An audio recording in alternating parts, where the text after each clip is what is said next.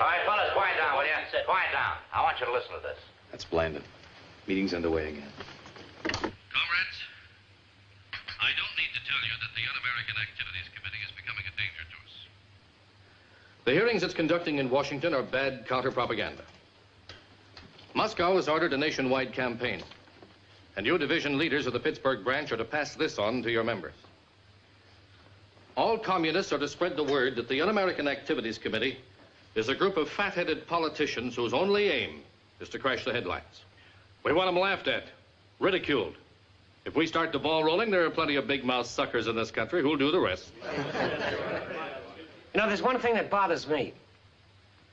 11 of the leaders of our party are on trial in the city of New York before a federal judge. They're fighting for our liberty as well as their own. What are we doing for them? What about their defense fund? Oh, I think we're doing plenty. We met our quota, didn't we? We met our quota, but it's not enough. We've got to double it. Wait a minute. Wait just a minute. You know, Matt's right. But that doesn't necessarily mean that the extra dough has to come out of our pockets. Why, Pittsburgh is rich. Let Pittsburgh make up the deficit. Look, I think I got an idea. You, Raider, don't you still live out in that German section? Sure. Well, let's just suppose that for a while you forget your communism. Start another Nazi Bund. Me, a fascist? No, comrade. A phony fascist, I mean. Needle your neighbors. Feed them the Fritz Kuhn line. They wouldn't believe me. They believed you 10 years ago. Look, comrade, sometimes the communist must turn his coat for the good of the cause. Now, didn't Comrade Stalin join with Hitler in '39? Organize your neighbors. Call them black shirts, gray shirts, anything you want. Hold parades, make speeches. Yeah, make speeches against the church. All churches, all minorities. You get what I mean? Yeah. Good. That'll stir up a few people, and once the people are stirred up, they'll make contributions to fight this new menace. That's great, Jim. Great stuff.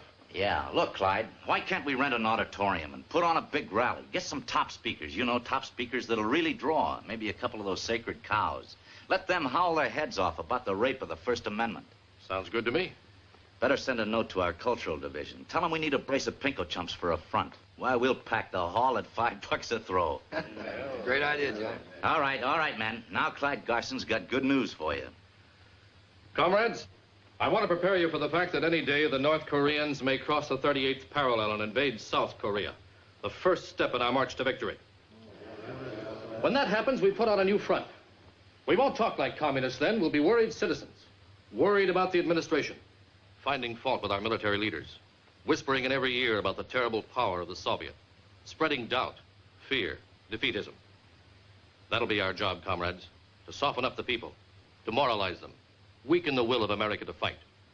Then when Comrade Stalin calls the play, the panic of the American people will mean power and glory for us all.